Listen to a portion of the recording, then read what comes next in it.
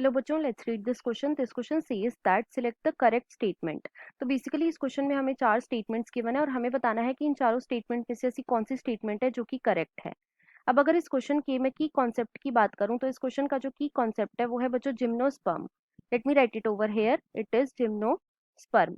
अब सबसे पहले तो देखो, जो जिम्नोस्पर्म है बच्चों ये फर्स्ट स्पर्मेटोफाइट है। ये क्या है? These are the first spermatophyte. अब स्पर्मेटोफाइट क्या होते हैं? तो स्पर्मेटोफाइट बच्चों ऐसे प्लांट्स होते हैं जिनके अंदर सीड प्रेजेंट होता है। तो जो जिम्नोस्पर्म है, these are the first seed bearing plants. These are the first seed bearing plants, right. साथ ही साथ देखो, जो जिम्नोस्पर्म है बच्चों, इसके अंदर जो जिम्नो वर्ड है, इसका क्या मतलब होता है? इसका मतलब होता है बच्चों नेकेड। और जो स्पर्म वर्ड है बच्चों, इसका मतलब होता है सीड। तो जो जिम्नोस्पर्म है, इनका जो सीड होता है ये कैसा होता है? ये होता है बच्चों नेकेड सीड, राइट। अब इनका सीड नेकेड सीड क्यों होता है? क्योंकि इनका जो सीड होता है बच्चों, ये किसी भी ओवरी या फिर मैं बोल सकती हूँ किसी भी फ्रूट के अंदर एनक्लोज नहीं होता। तो इनका सीड कहाँ पे प्रेजेंट होता है? तो बच्चों it is present behind the leaf. ये कहाँ पे प्रेजेंट होता है? बिहाइंड द लीफ प्रेजेंट होता है, राइट। अब एक एक करके हम अपनी सारी स्टेटमेंट्स को चेक करते हैं। स्टेटमेंट वन में बच्चों हमें क्या गिवन है? स्टेटमेंट वन में बच्चों हमें गिवन है gymnosperm are both homosporous and heterosporous. तो बच्चों ये स्टेटमेंट हमें फॉल्स गिवन है।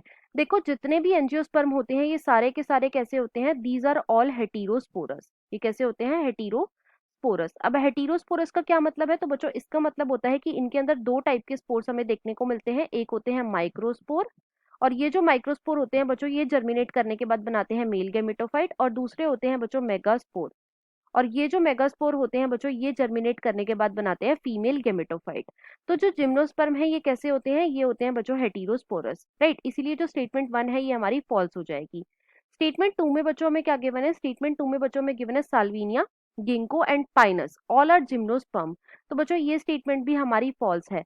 देखो, जो साल्विनिया है ये क्या है? तो बच्चों ये है टेरिडोफाइट। ये क्या है? ये टेरिडोफाइट है, ना कि जिम्नोस्पर्म। तो इसलिए जो स्टेटमेंट टू है ये हमारी इनकरेक्ट हो जाएगी। स्टेटमेंट थ्री में बच्चों में क्या गिवन है? स्टेटमेंट थ्री में बच्चों में गिवन है sequoia is one of the tallest trees. तो बच्चों ये स्टेटमेंट हमारी बिल्कुल ट्रू है। देखो, जो सिकोया है बच्चों, इसे हम क्या बोलते हैं? इसे हम बोलते हैं the giant redwood tree. It is commonly known as the giant red wood tree, right.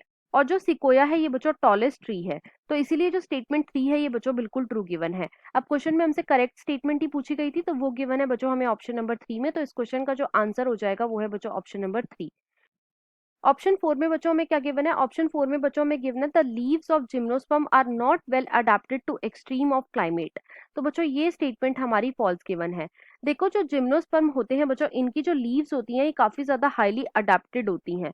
अब ये किस चीज के लिए अडेप्टेड होती हैं? तो बच्चों ये अडेप्टेड होती हैं for high humidity, for high wind velocity, for water stress and for high temperature, right. तो इसलिए जो स्टेटमेंट फोर है ये भी बच्चों हमें फॉल्स गिवन है। तो जो करेक्ट स्टेटमेंट है वो गिवन है बच्चों ऑप्शन नंबर थ्री में। तो इस क्वेश्चन का जो आंसर है वो है बच्चों ऑप्शन नंबर थ्री।